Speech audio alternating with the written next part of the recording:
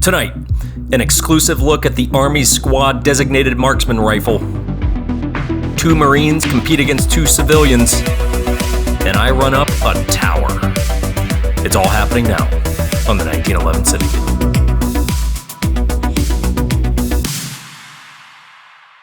Many of you likely are not aware of the M110A1 SDMR. You may have seen clones, but this is the real freaking deal, and it's never really been shown before. In fact, outside of the military, these simply don't exist, which means it's come to the right channel to have its debut.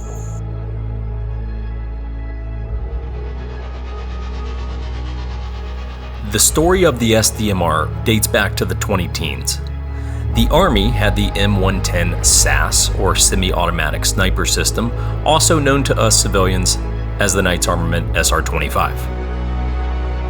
The Army submitted a requirement for what would be known as CSASS, or Compact Semi-Automatic Sniper System. From that request, H&K begins to modify the 417 and G28 and ultimately wins the contract. But that was for a sniper system. So how did we get to the squad level with a Designated Marksman Rifle?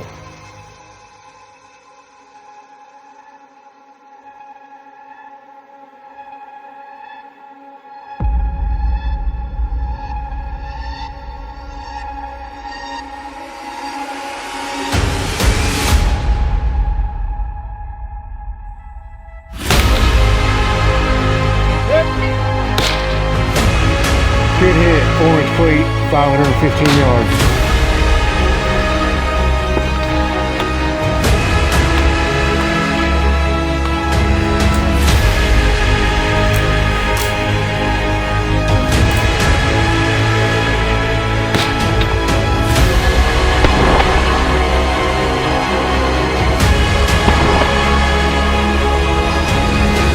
That was the exact same spot he shot.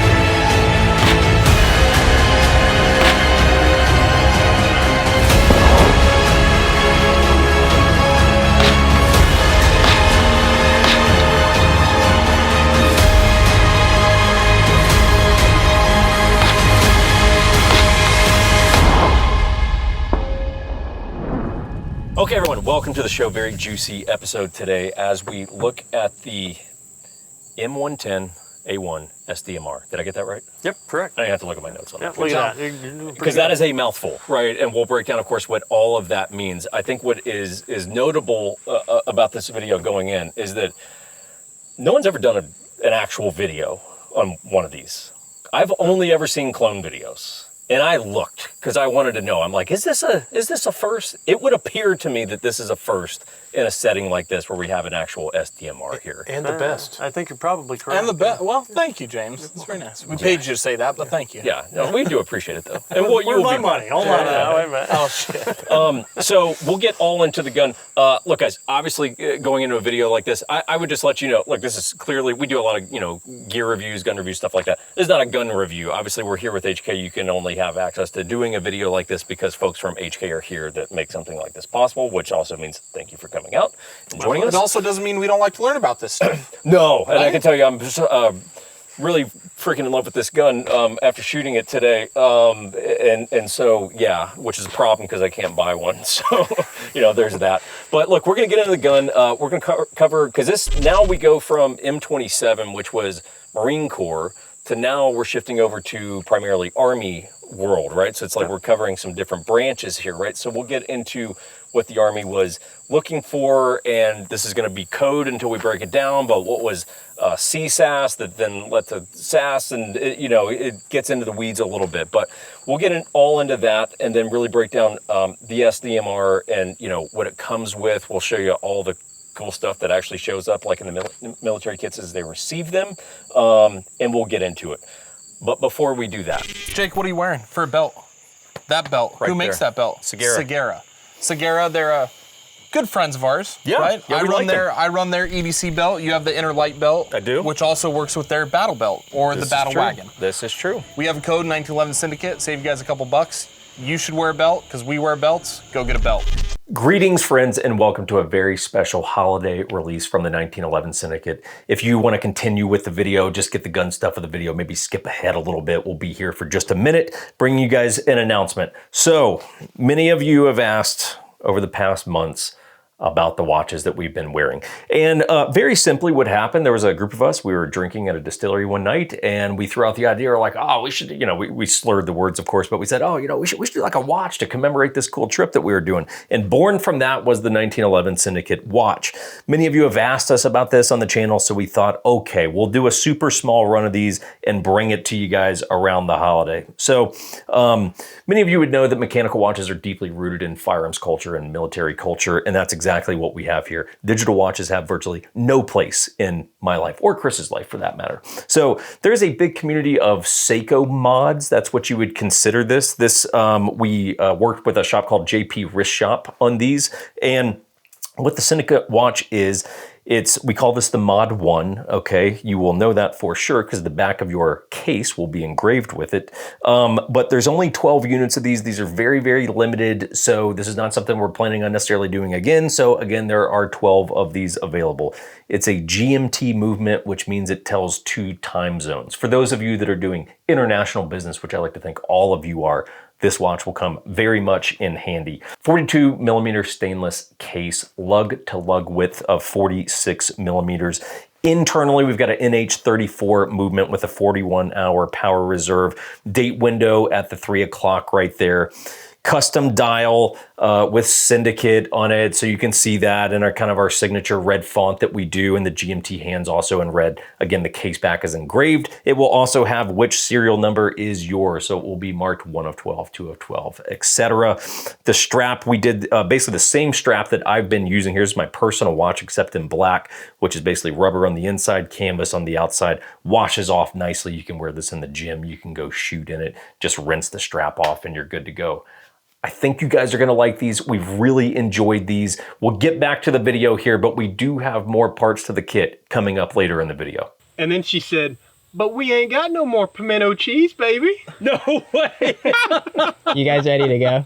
Yeah. Yeah. We're rolling action. All right. Okay, so what we're gonna do, guys, we're gonna run a little bit of a PRS stage here, okay? So we're gonna take this little shooting station, you'll see, but basically we're gonna have 5 different shooting positions. Is it 2 rounds per station? Yep, Is that the deal?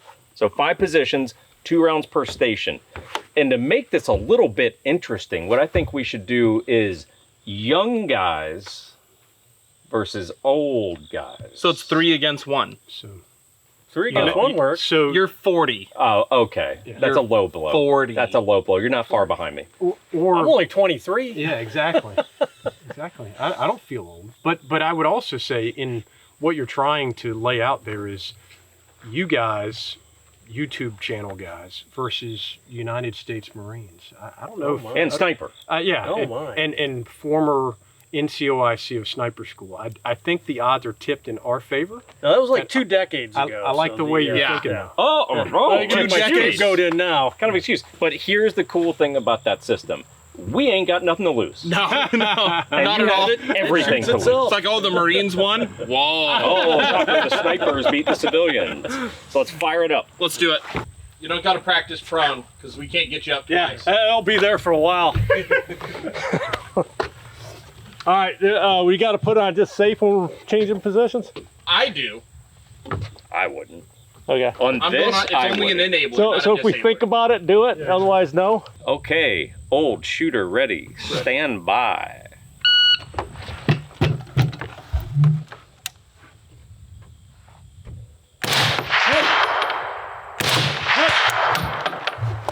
Dead center.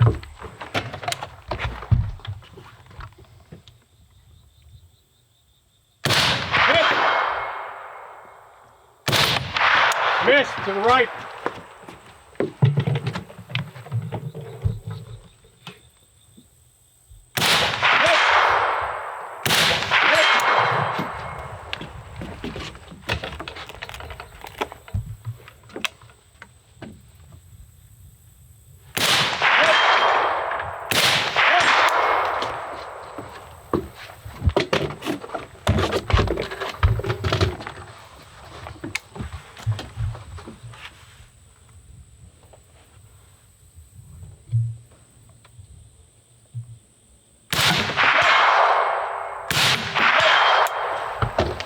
Right. All your hits were like right there. I screwed up that fucking pulled it. Time 60.37 With 9 hits. 9 hits. Okay. I don't know if that's good or bad yet. A comparison point. Well, let's get the other Marine up there since they were talking I thought shit. I thought it was pretty good. Probably the best. Yeah, so far. It probably can't get better. Let's talk about where the gun came from. Before we do that, for anyone that didn't see the M27 video, first of all, shame on you because it's really cool. You should go watch that. But maybe just kind of recap background so everyone knows who you guys are. I'm James. I'm Robbie. And who are you? That's it? We are happy to be here. Yeah, we're excited. Yes. James Williamson here supporting H&K once again as our tour guide through this amazing collection of weapons we get to showcase for this video series you guys have put together. And I run Tufel Tactical, which is a H&K focused training and armor service company. You've worked on multiple guns for me, I would even say. And that's not a shameless plug, but it's like I send my guns to you It's just a when I need fact. to. Yeah, it's just a factual statement. And then Robbie? Yeah, I'm Robbie Reedsma. So I'm the H&K Defense Program Director of Defense. So I get to work on all the bigger things that we do for all the U.S. customers. Retired from the Marine Corps, 20 years, and yeah, here I am. Fantastic. Cool. So with that said, me knowing a little bit about the backstory of how we came to this, how do we get to this place of SDMR, and then there's this dynamic of CSASS and all this kind of stuff going on. So pick it up from where you deem appropriate. Sure. I mean, to take it back to the beginning, I think at this point we're all familiar and really pleased with the HK 416, the M27. This weapon grew out of that. So H&K takes their 416 and they realize, hey, we can upscale this for 7.62 NATO, and they create the HK 417.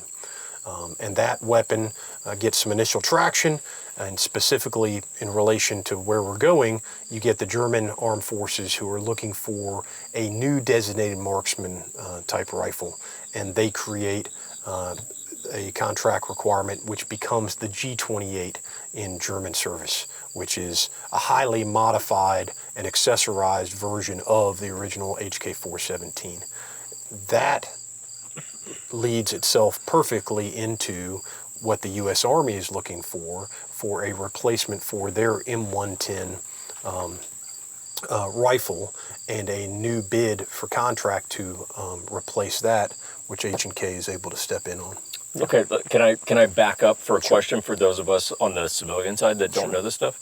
So what's the difference in a sniper and a designated marksman? Well, it's great that we have a Marine sniper here to answer that question. It's all the way it's the requirements based and how that service wants to define those requirements or those performance specs. So it's always a blurry line between a designated marksman and a sniper. Usually it's the amount of training and the capability of his weapon system, the ammo, the optic, etc. I'd say that's more the defining point. Okay, got it.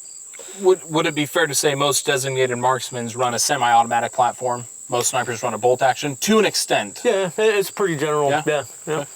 DM designated marksmen are more in a squad platoon type role, where snipers are in a recce kind of outer cordon role, right? Yeah. Usually the sniper's got that higher performance capability set. And again, I think that's changing though. In current times, I definitely think that's changing. Yeah. Welcome back to part 2. So you now have your classy watch, and any proper EDC kit requires a classy knife, and that is what will come along with your watch. This is a recreation of the Fairborn Sykes dagger. Very, very historically significant knife. It's got its roots in World War II with the British commandos going into Normandy, and really attained sort of legendary status for its use amongst the special operations community. This is a collab that we did with Nate Summers. He makes all of our 1911 Syndicate knives for the past several years here. It's made from AEBL steel, 12 inches overall, 7 1/4 on the blade. The handle is stacked leather, which is exactly what it should be. You got a stainless steel pommel on the back of this for doing whatever, whatever shit you need to get done there. And then these will also be serialized, right? So if you get watch number 1, you will get knife number 1. It'll be Nate's logo on one side and then ours on the other. So the Fairborn Sykes dagger, incredibly classy tool, go with an incredibly classy watch. So, to my understanding, SASS, SASS, is the squad automatic sniper system? Semi-automatic sniper system. Okay, close. I could have looked at my notes. I was going to try to not cheat. That's all right. And then, so what's the desire? Because this is CSASS, aka compact, if I remember right. Yep. So, okay, why do we want that? So if we back up a little bit, so 2012, pre-2012, actually let's back up even further. So somewhere around 2006, 2007 timeframe, we had the services procured the M110 SASS. So 7.62 semi-auto sniper system. Which is also an SR25 for correct. In civilian world, that's an SR25. Yep. So the military's got that in service for a while. Again, you got OIF, OEF, GWAT, all that good stuff going on. A lot of combat, a lot of experience, a lot of everything.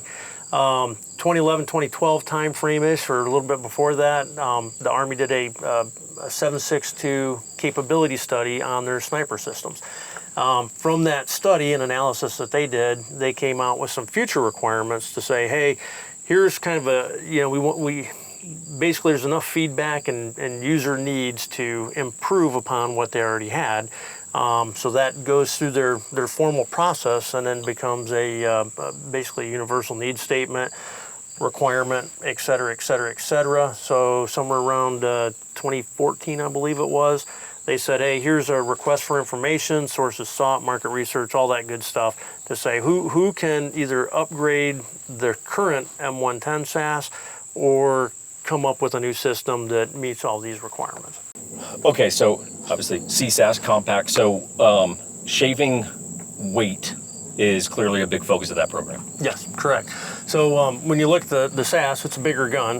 Again, phenomenal gun, but a bigger gun, Yeah, longer. You got the can on gun, there, yeah. and a longer can, and your butt stock is fixed and all that good stuff. So it's a longer system.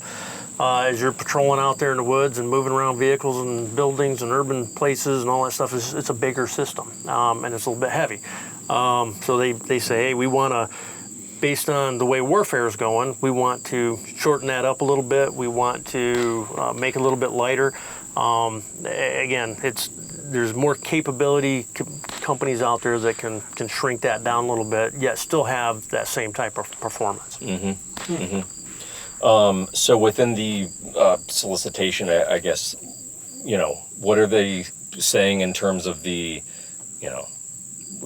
here's our focus. We need this weight. We need this length. Like what is it? Yeah. What are they saying? Here's kind of our checklist we're going for. And I'd have to go back and look at it, but basically they wanted a bunch of inches taken off of it. They wanted a collapsible stock so they could make the overall length of it shorter. They wanted, I don't remember what it was, but a pound and a half, something like that, taken off of the weight of the system to lighten it up a little bit. Okay. And then we get to this place of the squad level, right? AKA squad, designated marksman level. So how does it get to that level of adoption? Because, I mean, to my understanding, the squad level is like, hey, that's way more integrated into the Marines than the M110 was, right? I mean, like this was an expansion of that? Correct. The M110 was a sniper dedicated system. So you had to be a sniper platoon, unit to be, issued that weapon. But now they're seeing the greater potential, and really for the Army, it was their experience in Afghanistan to realize that the engagement distances that we were having to make were not able to incapacitate those threats with 5.56 from an M4. Yeah. We need something that can reach out further, and that's, in this time, with what we have available, that's 7.62. And so if we could have a 7.62 designated marksman rifle, that would fill that niche that they're trying to get. And now you have the CSASS program, which that gets awarded to H&K. They say, great, this is an awesome weapon. Finally gets to Big Army, and Big Army says, wait, what a great thing. Why don't we also provide this to our individual infantry squads? And now we've got another capability, and that kind of redefines the program slightly in order to be a little bit more widely adopted. Well, I mean, it is an expansion of the original concept. Yeah, exactly. And so there was basically the government didn't have a lot of money, so the CSASS was approved and accepted 2016 timeframe. but there was no money to actually purchase anything, which happens, and not often, but it happens. So at the same time, they said, hey, look, we also have this other requirement. So that became a directed requirement where they can take an existing program and say this, does or does not or whatever with slight modification meet this, and it's an acceleration to get the other thing jump started. God, it's so complicated. Yeah. It's the most complicated. In basic terms anyways, it's way more complicated. No, but I mean, it's like, to us, boneheads sitting over here that make YouTube videos are like, holy shit, man, how do you guys figure any of this stuff out? Yeah, so somewhere around 2018, the shift kind of changed from CSASS to SDMR. Yeah, and squad. Again, I'm speaking, more to the civilian crowd that watches this. But we take a squad. Like, how many? If we're saying, okay, this is in every squad, how many dudes are in a squad? 13. Well, and it's kind of like what we had with the M27 discussion in the Marine Corps. You had your 13-man squad, and you had one designated marksman get to issue that. That's the same thing the Army does. The Army squads are smaller, but they now have one of those in each one of their infantry squads. So they've basically got like one less fire team than the Marine Corps does. They've got 2 fire teams, and a little bit more of an element above it, but you're going to see one of those in every infantry squad. Yeah, which now increases the distance capability of those engagements. It increases that lethality and the threat engagement and all that stuff. Yeah. Very cool. And we have our next Marine up. Shooter ready, stand by.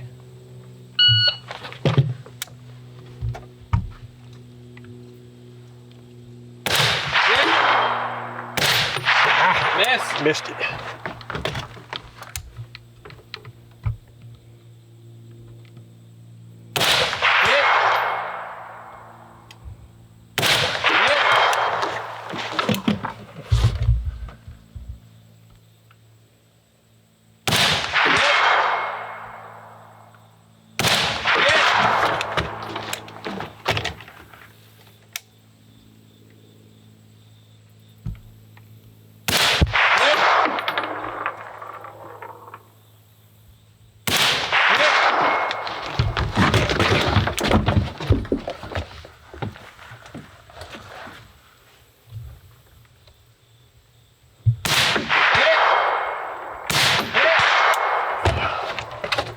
Okay, time 55:72. What was the hit count? 9.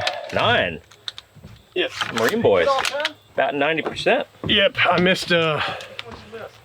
I screwed one off the right. The second shot. Yeah. Second round or second position. Yeah.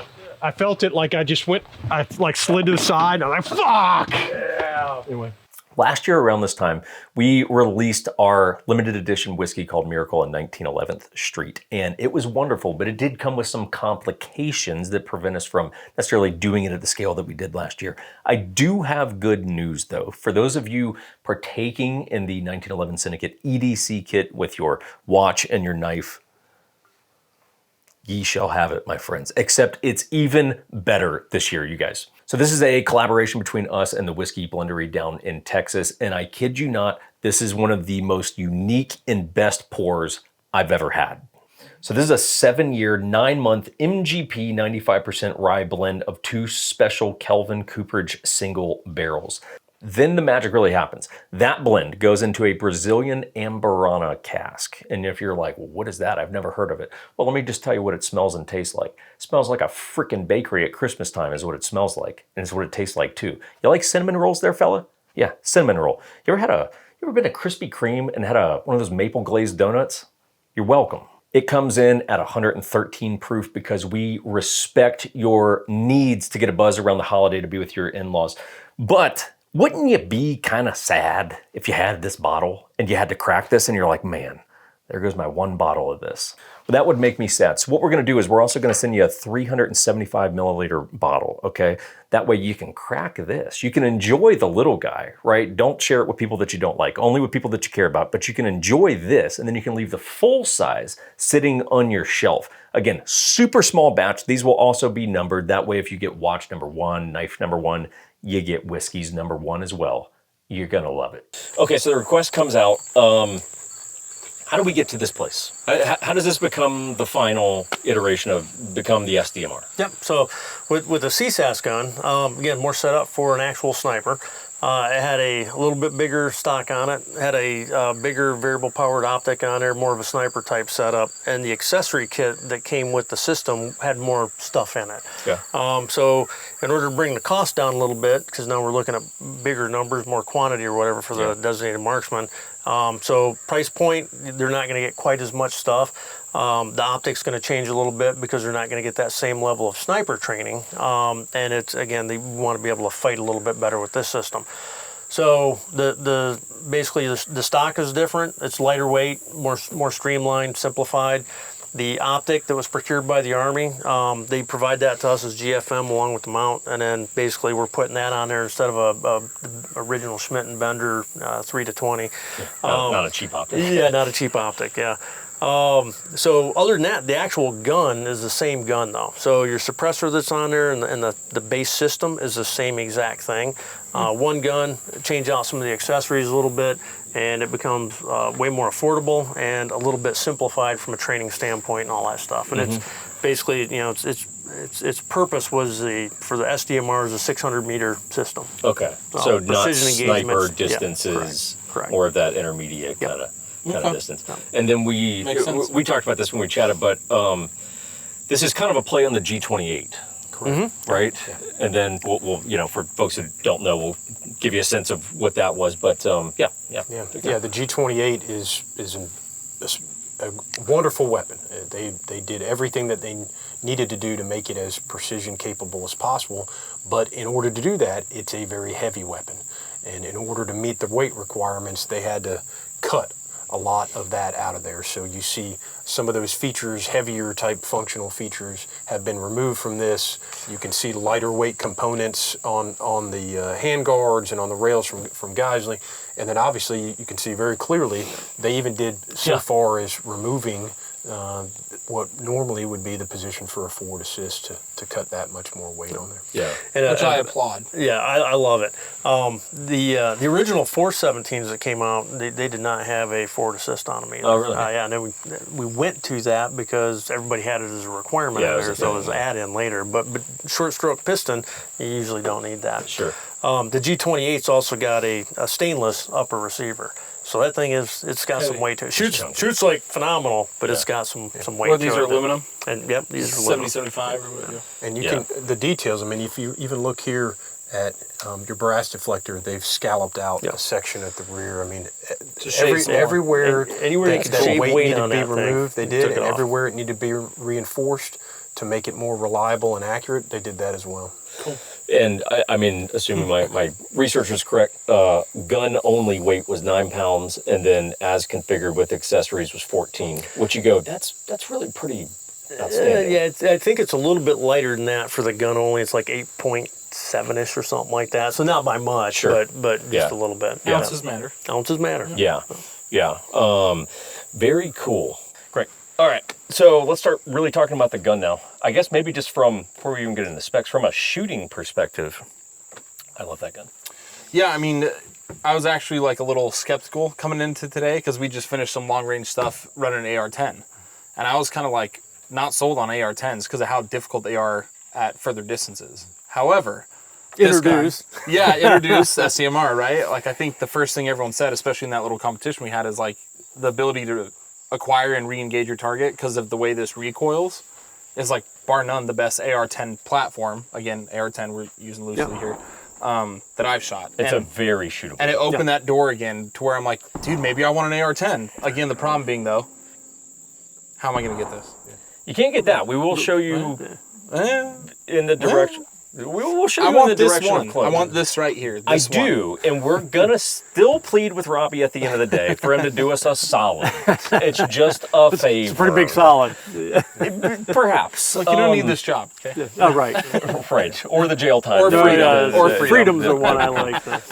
So why don't we, kind of go through spec list? I mean, this is definitely one where this is as best my understanding is. I mean, this is truly how this comes to the military. Yeah, I mean, this ain't clone correct. Yeah. It's simply correct. It is simply correct. Yep. So this is the way it comes to the military, and they have a big accessory case.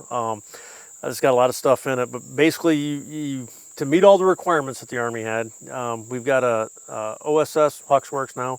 one-piece flow-through suppressor, and basically that guy goes on. It's going to tighten up as you're shooting it, so it's ideal. There's a Geisley handguard on here. It's all M-lock, long length on it, but very light. So that allows you to reach forward and get in all your different positions and everything. 16-inch barrel? It's a 16.3-inch barrel. 16.3, Yep. So just over 16 inches. The Army procured the Sig Tango 6 optics with a specific reticle in there, and then Geisley's got the scope mount for it. So that's coming to us, and then we're putting that on the gun for the Army. So novice question, but so basically all the kit, if you will, comes to HK, and HK delivers the final product with everything. Yeah, so some of it is coming to us from the government that we're putting with is one big package that they've already got somewhere, cost-saving measures. And then some of it, such as the flip-up backup iron sights here, we are procuring those, and then because they met the requirement and were validated and tested, so then we're putting those with the weapon system. Cool, nice. Yeah, Geisley trigger in there. Obviously, HK, these are 417 magazines. 10 or 20 rounders. Yep, 10 or 20 rounders. It's the gun's got an ambidextrous. So one of the things with the gun, obviously there's an ambidextrous selector on there, but it's completely ambidextrous, the whole lower receiver, all the way through. So is it really an A5 lower in essence? Yeah, from a 416 standpoint, it'd be a HK 416A5. So from a HK 417 standpoint, it's the HK 417A2, which makes it all ambi, just the difference in models and how many are out there. So the 417A2 is kind of this lower receiver, all ambi.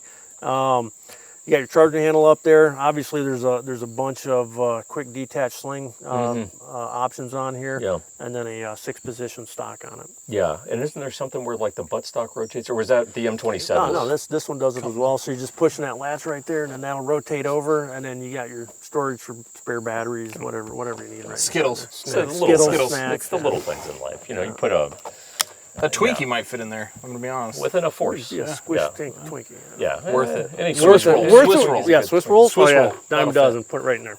A proper booze deserves a proper vessel in which to be carried in. Because let's be honest, holiday office parties are boring, and it would be a little bit more fun to be lit at that holiday office party. So what we have from you is a very special flask. This is from a company named Jacob Bromwell. Some of you who would lump into the gentleman category might have just perked up when you heard that.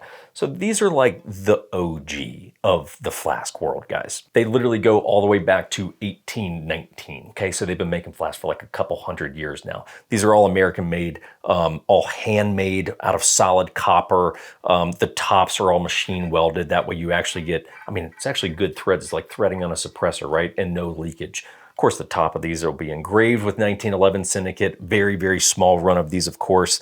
I respect your desire to not lose any of your precious booze while pouring it into your flask, so you'll also get a matching funnel with it. Talked a little about the gun. Talk about this, because this is kind of cool. This is just stuff that, you know, we don't see every day. Yep, so this is a phenomenal accessory kit. So every SDMR is going out to the service you got the gun inside the kit. But this kit, when you roll it all out, so you got a great bag with it. You've got a number of magazines, the magazine pouches. It even comes with a Fix-It Sticks little toolkit in there, Otis cleaning kit. You've got a from OSS, it's the BFA for the gun. What's the BFA? Blank firing adapter. Okay. So basically you can take this can off and put this one on, so everybody knows that, hey, that's the safety stuff for shooting blanks out of there, but it still replicates the weight, length, and everything of the suppressor on there. What do you shoot blanks for? What is that? Just basically training. So when you're force on force type stuff, you're out in the field or whatever and shooting blanks at each other. Yeah, boy, I mean, that's pretty clever and cool, you know? Like that is really pretty They do that too, so like when you're in the field, if you see like 10 guns and one has a tan suppressor on it, you're like, hey, double check ammo, double check everything. So right? It stands out as a safety item. We're only shooting blanks in this thing. And then I don't know if all this stuff is stuff that comes with it. This is just separate stuff. So you're going to have a bunch of manuals that'll come with it, and then you're going to have some extra tools. So basically, the wrench right there. So for taking off your suppressor and all that good stuff, if it gets really on there tight. One of the great things is people lose things. Things happen. Things break out in the field on deployment. You name it. So every gun comes with a extra firing pin spring. You've got extra takedown, yep, for the handguard. Again, things that could be easily lost in the Small middle of parts nowhere. that could be Yeah, lost. yep. So that way it keeps the gun up and running and serviceable. Obviously lens pen and all that stuff. Extra screws. It also comes with an offset mount. So if they want to put a red dot on there, instead of the backup iron sights, they can put that on there. Cool. What else we got here? That's backup iron, and obviously a sling. So, and this is, basically, this is how the damn thing shows up to the military. Shows up, so it's all in one package, all certified, good to go, you name it, and basically it's in one big box. And so when it goes out to the unit, that soldier just takes his stuff right out, and he is ready to go. Very cool, very cool. All right, my good friend, stand by.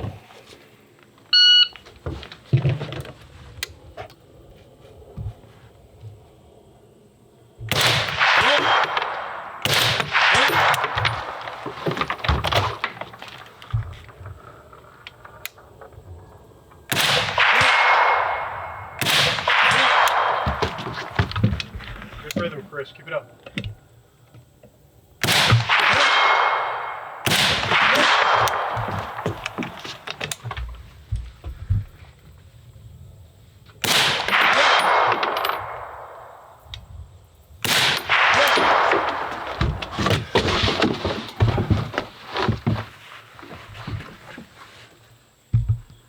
Where is it? We're live. I did the same thing. Yes. Good job. Should be a good race here, boys. 54-20. Was that 9? 9 hits. Yep. 9 Man, hits. Got me by a second. this is legit. I held my breath the whole time. That was a great rhythm. That was there. good rhythm. Though. Yeah. Good rhythm. Close race right now. Held my breath the whole time, dude. I did the same thing you did, because it sticks up on the skyline when you're low, and I was like, wait a minute, is that the right target? I did the exact same thing. Yep. That was awesome. Same thing. Thank you. Everyone's shooting good today. Everyone. Okay, so maybe a little on kind of reliability and testing and all that. So basically every gun, obviously the government's setting a standard, so it goes through all your mil-spec requirements and everything, gets tested, all that, to make sure it's good to go and holds up. So from a reliability standpoint, we far exceeded the requirements with reliability on this system. Basically, they lay out, hey, we want you to shoot this gun, so fast, so many rounds. We got 10 magazines to use for a 10,000 plus round test. There's all 20 rounds, and then 2 of them are 10 rounders. So it's about 1 to 2 rounds per second or so, unless they're actually shooting groups. They're just alternating through that whole thing. Over the course of 10,000-ish rounds, actually go beyond that. So yeah, it's just phenomenal what this thing goes through. Every 2,000-ish rounds, we're actually doing groupings on it. So this gun, the program requires that we're shooting 3 10-round groups with the suppressor, 3 10-round groups without the suppressor. And there's a requirement for that, from a shift and repeatability and all that type of stuff, which we met. The precision on it, it's got to maintain that. And basically, they're saying it's a 20,000 round gun. We can change the barrel at 10,000 rounds, but the gun's got to go to 20,000 and maintain that requirement throughout that cycle. Awesome. So we've achieved, again, we took 3 guns and 2 spare barrels, and they went through a 20,000 round test. And the final precision results of that thing were about 0.60 average mean radius. Jeez. So yeah, I mean, it's just phenomenal. Previously, in early stages, we've had guns that were shooting 0.44 inches AMR. It's just phenomenal. So going back to our original topic we were talking about briefly, so snipers are typically using bolt guns, and that day is definitely changing. Yeah, that's bolt gun accuracy out of a gas piston system. When you can have a 20,000 gun reliable thing that's getting that kind of MOA. precision and MOA and all that stuff for that long, it's absolutely phenomenal. Which that's pretty rare in an AR-10 platform, right? Yeah, I would say so. Yeah. Again, it goes back to barrel steel quality. I mean, we've got flutes in the chamber and all that stuff. So there's dual ejectors in there. So again, bigger rounds, more powder, you name it. But it's short stroke gas piston system, so that adds a degree of reliability.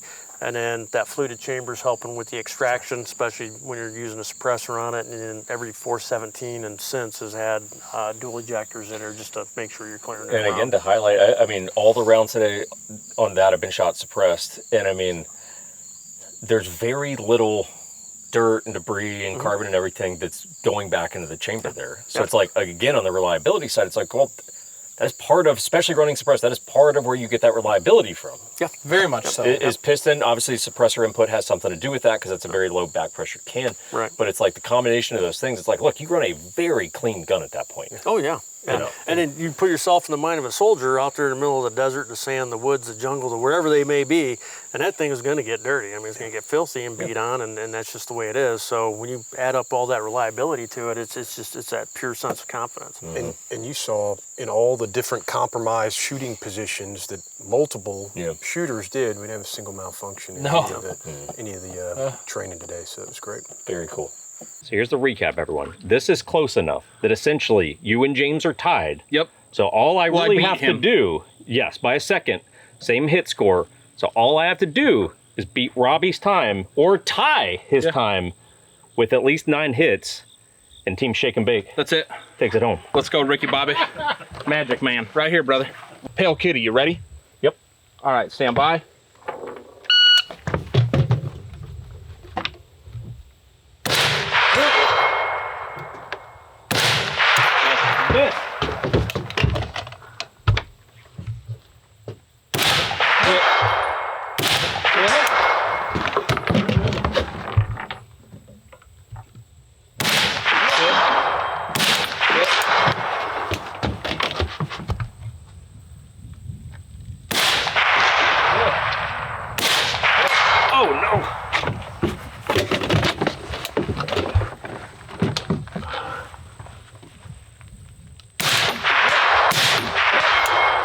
Time.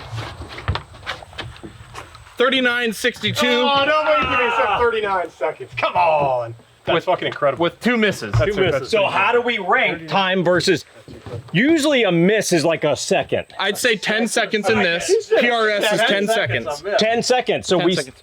49.62 for the win! Shake and bake, baby. Screw the Marine Corps. Wait.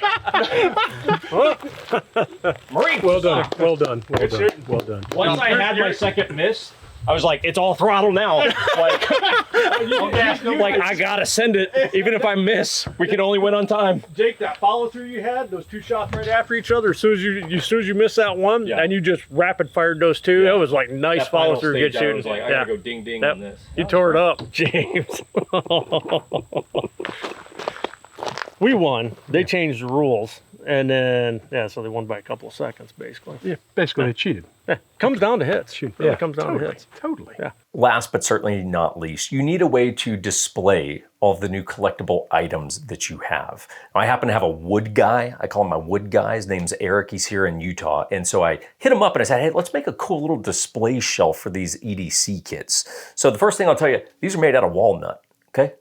And that pretty much ends the story right there. They'll also be serialized, so if you get watch number 1, knife 1, you'll even get display shelf number 1. You will have a matching set of all of the goods here. These will look awesome. You can throw them on a whiskey shelf, a bedside table. You can show them to party guests when they come over. I like to think that your party guests will know that you like to party, you got a little bit of class, and you might also stab someone if it goes south. So anyway, guys, this is the 1911 Syndicate EDC kit. Again, there's only 12 of these. Just hit us up through the website. That's the best way for us to go about this, just with some of the web rules and things like that. So just send us an email, go to the 1911 Syndicate site, and I hope you guys enjoy these. And then for those who are interested in a weapon like this and want to know, can I get that? Well, obviously this is a military contract weapon, but H&K does offer the MR762A1 rifle in a couple of different configurations. They have the standard rifle, and then for limited availability, you can have the LRP, or long range package one that comes with some extra accessories and an optic and whatnot. So you're approaching somewhat of SDMR capability. This is a great example of, again, another customized project to create a 417 Assaulter clone. The Assaulter is the shorter barrel length version of this to allow you to have a heavy hitting gun, but in more compact size. So they've taken the original H&K MR762A1 16.5 inch barrel, and we've been able to chop this down a little bit. Obviously you can see he's added in an aftermarket adjustable gas regulator. We've got the new Huxworks can on there. We've got Maul, we've got Surefire, we've got all kinds of upgraded pieces of this, but it shows you again the potential that if you've got the motivation and some money behind it, A couple of bucks. you can create your own, customized 417 or SDMR type weapon here from H&K. You just take this, you paint it in that scheme, and hey, There you go. we're in business. Yeah. Or do a full length, paint it like that, and then chop down a shorty like that. 13-inch barrel, right? 12. Yeah. Nasty build. Nasty build. Now- You can do them. Now, do you know if you can get uppers of that don't have a forward assist? No, all the EMRs Will have a forward assist. Will have a forward assist. Okay. Yep. Cool. Which is a good designation for the mill, contracted, and civilian, right? There's some changes. Yeah, this is the only one that we're gonna take that off of. Okay. Cool. Very cool. Very, very cool. Okay, so final thoughts. Final Yeah. thoughts on this bad boy. Yeah, for me, as an HK fan myself. No, are you really? Yeah, just a little bit. Well, look at your shirt. He has an SDMR shirt on. I Everyone. came Come on. prepared, guys. I came prepared. It's true. But also having served 20 years in the U.S. military, I see this CSASS SDMR as another massive success, not just for H&K, but for the U.S. military, to provide them exactly what they wanted, but even better than what they asked for. Sure. So you come underweight, you come in with better accuracy, you come up with a more reliable system than even they expected to get, and you then can provide it, not just to the snipers, but also to the infantry squads. Now we've seen the expansion to other contracts as well. It's a massive success for all parties indeed.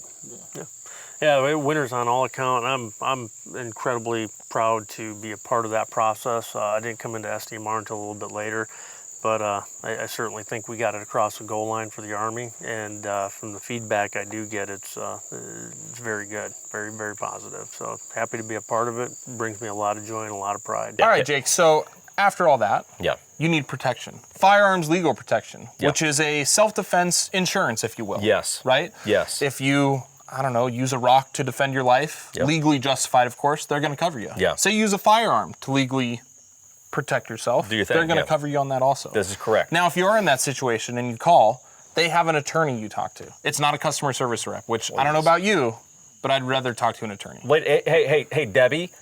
Thanks for the help. Yeah, I she's don't in need to stay Iowa. on hold. I Yeah. need to talk to the freaking lawyer right now. Okay. Yep. We do have some different plans, they have some different plans. There's the hey, you're like me. I'm like a hermit. I stay in my house in my own city. A lone person who is kind of outcast from they have a society. plan for folks like me, and Sure. there's a plan for folks like you that travel or might have a married family. man. Yeah. That package, or if you want to save a couple bucks on those packages, Yes. our code 1911 will save you about a third off. This is true. Okay. This is true. Check them out. Appreciate their support. See you guys next time. Get protection.